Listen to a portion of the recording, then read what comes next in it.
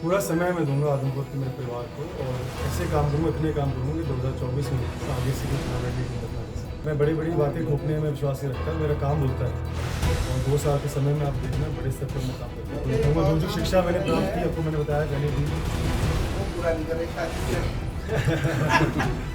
अभी काम को प्राथमिकता दूंगा।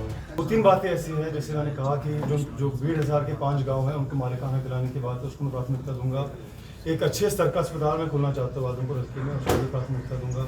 किसानों की मैंने बात की, शिक्षा की बात की, रोजगार की बात की, तो बहुत सारी ऐसी बिंदु हैं जिन पर मैं काम करना पसंद करूँगा। सर, स्कूल मर्ज हो रहे हैं और अभय सिंह चौटाला ने भी परसों आरोप लगाया, पेपर में भी आया है कि चुनाव पूर्ण होते ही गठबंधन की सरकार ने स्कूल मर्ज करने शुरू कर दिए और अपने वादे के विपरीत कार्य करेंगे। जैसा कि आपने अपने प्रचार के दौरान भी कहा था कि कोई भी स्कूल बंद नहीं होगा, कोई भी स्कूल मर्ज नहीं होने देंगे, तो इस पर क्या कहेंगे? मैंने इस सवाल का जवाब भी आपको पहले दिया कि शिक्षा को लेकर बहुत गंभीर है। जो जायज़ मांगे हैं हमारे जनता की, स्टूडेंट्स की, अध्यापकों की, उनको पूरा करने का हम काम करेंगे। चौधरी भजनलाल परिवार के होते हुए आदमपुर के साथ जाती नहीं होगी। चुनाव से पहले आदमपुर में टाइम नहीं देने की बातें आती थी, अब चुनाव हो चुके हैं, आप जीत गए हैं, तो क्या शेड्यूल रहेगा आपको, कितना टाइम आप देंगे? पूरा समय मैं दूंगा आदमपुर के मेरे परिवार को और ऐसे काम करूँगा, इतने काम करूँगा कि 2024 में आगे से कोई चुनाव लड़ने की हिम्मत ना कर सके। और 24 साल का सूखा जो था वो खत्म हो गया है, मतलब सूखा एक तरीके से कि सत्ता में नहीं थे, अब सत्ता में आ गए हैं, तो फिर हाँ, सूखा कहना गलत है। आपको जैसे आपने कहा कि सत्ता से हम वंचित रहे, तो जिस प्रकार से बड़े स्तर पर काम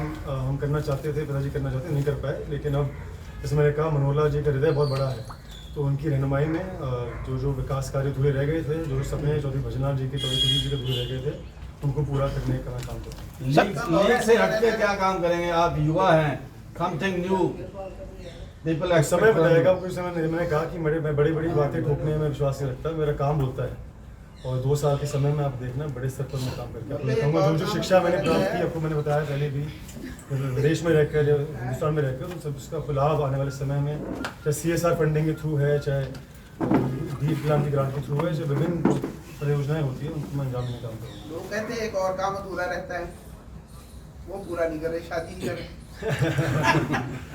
अभी काम को प्राथमिकता दूंगा मैं। अच्छा, फिर तो ज़्यादा देर हो जाएगी। मंत्री पद को लेके क्या उम्मीदें हैं? उस तरफ मेरा ध्यान नहीं जाता बिल्कुल। चौधरी भजनलाल परिवार भारतीय जनता पार्टी में सिर्फ एक शर्त को लेकर शामिल हुआ था कि आदमपुर के का विकास होना चाहिए और उसी बात पर मैं कायम हूँ।